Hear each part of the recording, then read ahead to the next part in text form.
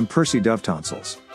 On this date in 1582, Pope Gregory XIII ordered that the very next day should be October 15th, instead of the 5th. That means October 5th through the 14th never happened that year. Imagine, 10 days in October that never existed. Some Major League Baseball teams call that the World Series. In 1648, America's very first all-volunteer fire department was formed. No word on when they held their first pancake breakfast.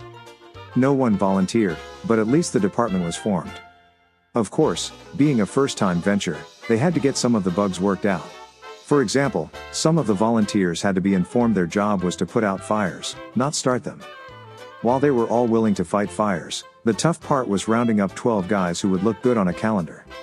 It was on this date in 1777 during the Revolutionary War that General George Washington's troops launched an assault on the British at Germantown, Pennsylvania. I don't think you have to be a general to realize Oktoberfest in Germantown would be a good time to attack.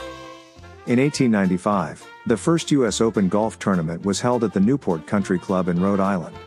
Before that, it was known as the U.S. Closed Golf Tournament. It was largely a success, except for a few catty comments. Our country's 19th president, Rutherford B. Hayes, was born on this date back in 1822. It's a shame he wasn't a great president, so we could have had another 3-day weekend around now. On this date in 1931, the Dick Tracy comic strip debuted, featuring the first ever detective to have an Apple Watch. He was the first detective with an Apple Watch. It was about a detective that had a phone he could wear on his wrist, like that would ever happen. Of course, that paved the way for the day that someone with an electronic device on their wrist could take calls in a movie theater. Eventually, he had a very cool wrist texter. It was on this date in 1956 that Johnny Cash was jailed for possession of 1,163 pills at the Mexican border. He was so ahead of his time. In 1957, Leave It to Beaver debuts on CBS TV. Something was always wrong with the Beaver, at least 234 episodes worth. For the record, Beaver never did get around to doing it. On this date in 1957, the space age began when the Soviet Union launched the first man-made satellite, Sputnik, which not many people realize is Kentup spelled backwards. Either way, it doesn't make sense. In 1983, the thrust-jet car set a land record of 633 miles per hour. And they were still late for the opening kickoff. Or, they were still late for the school recital and missed Little Tommy's dance number.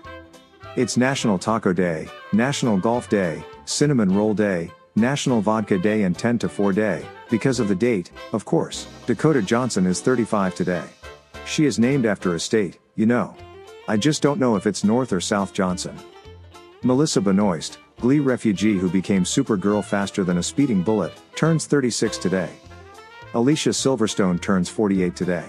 She was in Clueless and eventually played Batgirl in Batman and Robin. Like the Kardashians, her early success was due to being clueless. Liev Schreiber, Ray Donovan, is 57 today. Not to be a spoiler, but he is not part of a perfect couple. He's a good bad guy. Or is it a bad good guy? I don't remember. Susan Sarandon turns 78 today. So many Rocky Horror Picture shows ago. 49 years ago, to be exact. She was half of the team of Thelma and Louise.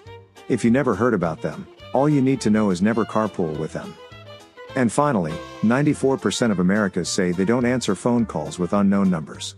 I don't answer 100% of my calls because I know who's calling and I don't like those people. With exciting facts to clutter your mind, I'm Percy Dovetonsils, for KDAZ, Digital Broadcasting. And thanks for listening.